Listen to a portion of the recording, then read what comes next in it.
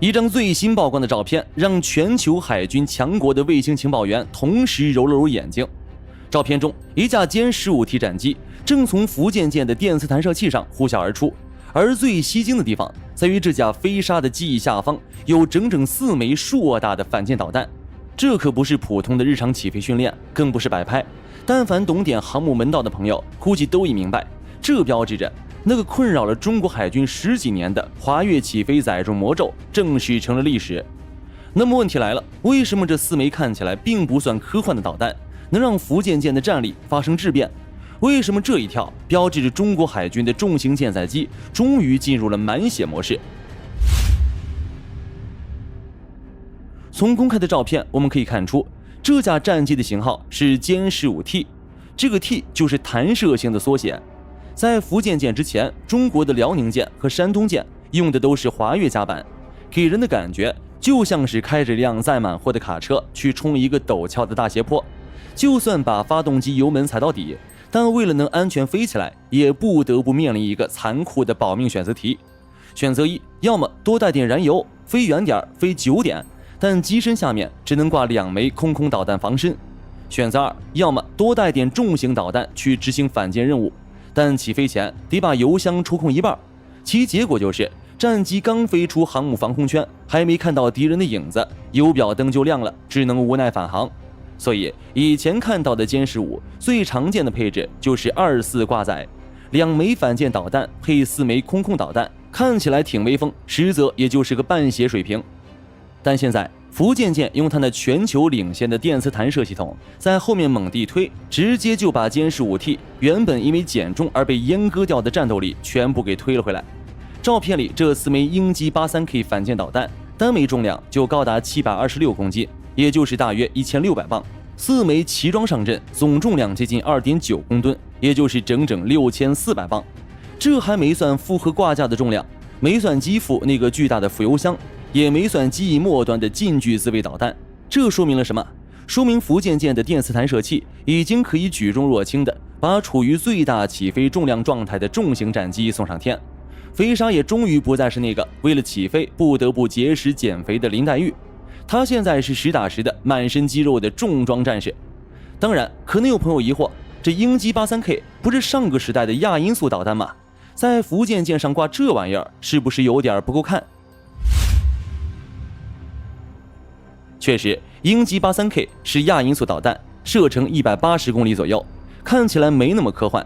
但打仗不是在实验室里比数据，海战的算盘得精着打。现役的鹰击 83K 早已不是当年的模样了，它采用了主动雷达导引加上红外成像的双模指导方式，意味着如果敌舰开启电子干扰，想晃下它的雷达头，它1秒就能切换到红外模式，直接盯着你的军舰的热源特征冲过去。除非你把整艘船丢进液氮里，否则根本甩不掉。而且这玩意儿携带的是200公斤级的战斗部，一发命中就足以直接瘫痪一艘5000吨级的中型水面战舰，2发过去，强如8000吨级的大型驱逐舰也得当场丧失战斗力。在现代海战的饱和攻击体系里，这种量大、管饱还听话的导弹才是对手最头疼的。大家可以算一笔账，一架歼 15T 带4枚，一个12架飞机组成的中队，一次出击就是48枚导弹。哪怕你的防空系统再先进，面对着48个贴海飞行、双模制导、蛇形机动的小强，你的雷达处理速度够吗？你的垂直发射单元够用吗？这叫典型的乱拳打死老师傅，用低成本、高可靠的武器耗尽你昂贵的防空导弹。更何况，海战不仅仅是大舰队对决，敌方的补给船、油轮、海上预制舰，甚至是受损后浮出水面的核潜艇，难道你都要用那些1枚顶一套房子的超音速金币弹去砸吗？用鹰击 83K 去处理这些次要目标，既专业又省钱，这才是真正的体系化作战思维。而且大家注意到没？最近曝光的照片里，有些反舰导弹的涂装变成了一种深邃的黑色，这些黑色金币弹极有可能是涂上了最新的低可探测性隐身漆料。这意味着原本在100公里外就能被雷达发现的导弹，现在可能到了30公里才露出踪迹。这种隐身化改装配上歼 15T 的载弹量，性价比简直高到离谱。除此之外，这批歼 15T 还告别了俄制的 EL31F 发动机，全面换装了涡扇 10H 太行发动机，直接解决了中国航空一贯的心脏病。而且让中国对这型战机的改进做到了100%的自主程度，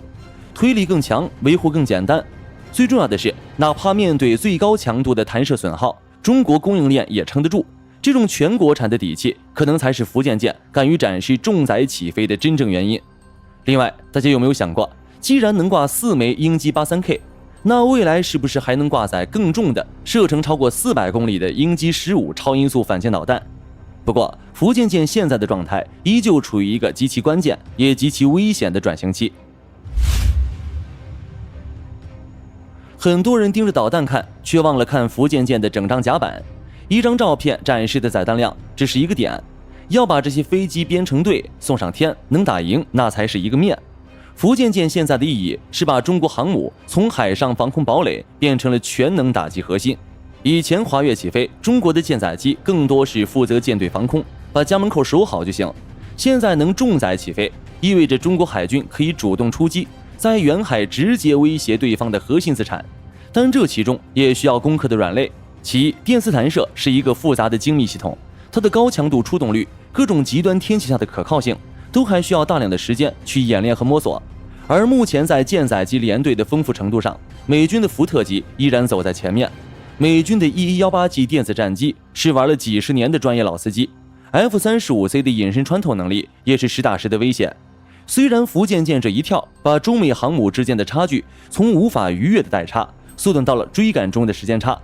但福建舰离完全体还有不小的差距。放眼福建舰的整个体系，在歼15T 头顶上应该有空警600固定翼预警机提供上帝视角，指挥导弹打出超视距重击。在他身边应该有歼35隐身战机负责清空空域，压制敌方的防空制导雷达。这种踹门加重锤的组合才应该是福建舰真正的杀招。